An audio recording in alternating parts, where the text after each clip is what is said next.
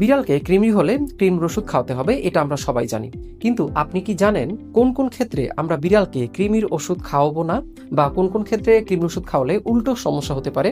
Hello viewers, আমি doctor Lenin. আজকের ভিডিওতে আলোচনা করতে যাচ্ছি আপনি কখন বিড়ালকে কৃমির ওষুধ খাওয়াবেন না। তবে চলুন আজকের সম্পূর্ণ ভিডিওটা দেখে নেওয়া যাক। তবে তার আগে যারা এখনো এই চ্যানেলটি সাবস্ক্রাইব করেনি তারা অবশ্যই নিউমেডিক চ্যানেলটি সাবস্ক্রাইব করতে পারেন, কারণ বিড়াল সম্পর্কে এই চ্যানেলে প্রতিনিয়ত ভিডিও আপলোড করা হয়। এখন মূল আলোচনায় চলে যাই। আমরা কখন বিড়ালকে কৃমির ওষুধ খাওয়াবো না? বিড়াল যখন খুব দুর্বল বা অসুস্থ থাকবে, যদি বিড়ালের সর্দি, কাশি, জ্বর, বমি, পাতলা পায়খানা, ক্ষুধামন্দা ইত্যাদি বিভিন্ন শারীরিক সমস্যা থাকে, তখন আমরা বিড়ালকে কৃমির ওষুধ খাওয়াবো না। বিড়ালকে সেই শারীরিক সমস্যা থেকে সুস্থ করে এরপর আমরা সঠিক ডোজ মেপে বিড়ালকে কৃমির ওষুধ খাওয়াতে পারি।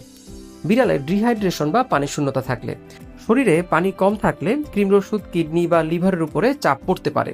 এই কারণে যখন বিড়ালের ডিহাইড্রেশন থাকবে তখন বিড়ালকে কোনোভাবেই আপনি কৃমির ওষুধ খাওয়াবেন না। আগে বিড়ালকে স্যালাইন বা তরল জাতীয় খাবার খাওয়াবেন এবং বিড়ালের পানি শূন্যতা দূর করার পর আপনার বিড়ালকে কৃমির ওষুধ খাওয়াতে পারেন। অতিরিক্ত ছোট বিড়ালের বাচ্চা হলে, সাধারণত 3 সপ্তাহের কম বিড়ালের বাচ্চাকে কৃমির ওষুধ দেওয়াটা খুব একটা নিরাপদ না। 3 সপ্তাহ বয়স হলে এরপর কৃমির ওষুধ দেওয়া যায়, কিন্তু যদি এর আগেই কৃমি হয়ে যায় তখন আপনি একজন ডক্টরের পরামর্শ অনুযায়ী তাকে কৃমির ওষুধ দিতে পারেন। গর্ভবতী বা দুগ্ধদানকারী মা বিড়ালের ক্ষেত্রে সব কৃমির ওষুধ কিন্তু প্রেগন্যান্সি সেফ না। শুধুমাত্র একজন রেজিস্টার্ড পেট স্পেশালিস্টের সাথে পরামর্শ করেই আপনি একজন গর্ভবতী বা দুগ্ধ দানকারী বিড়ালকে কৃমির ওষুধ খাওয়াতে পারেন। অবশ্যই এই ক্ষেত্রে আপনাকে সতর্ক থাকতে হবে। ওজন না মেপে কৃমির ওষুধ খাওয়াবেন না। ডোজ বেশি বা কম হলে ওষুধ কাজ নাও করতে পারে, এমনকি বিষক্রিয়াও দেখা দিতে পারে। এই জন্য আপনাকে অবশ্যই কৃমির ওষুধ খাওয়ানোর আগে বিড়ালের ওজন ওয়েট মেশিন দিয়ে মেপে এরপর আপনার বিড়ালকে কৃমির ওষুধ খাওয়াতে পারেন।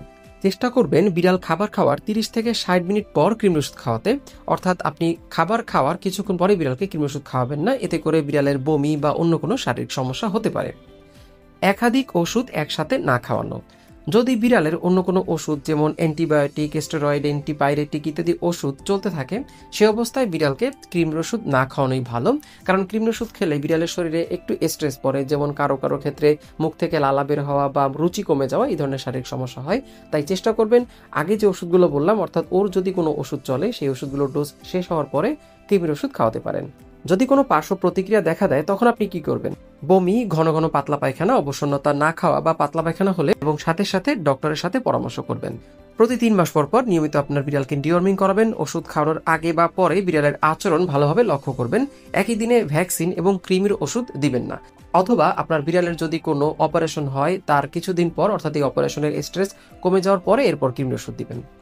আশা করছি আজকের ভিডিওটা আপনাদের অনেক ভালো লেগেছে। যদি ভিডিওটা ভালো লাগে তাহলে এই ভিডিওটা লাইক করতে পারেন। বিড়াল সম্পর্কে জানতে এই চ্যানেলটি সাবস্ক্রাইব করতে পারেন। আপনি এবং আপনার বিড়াল দুজনেই সুস্থ থাকুন।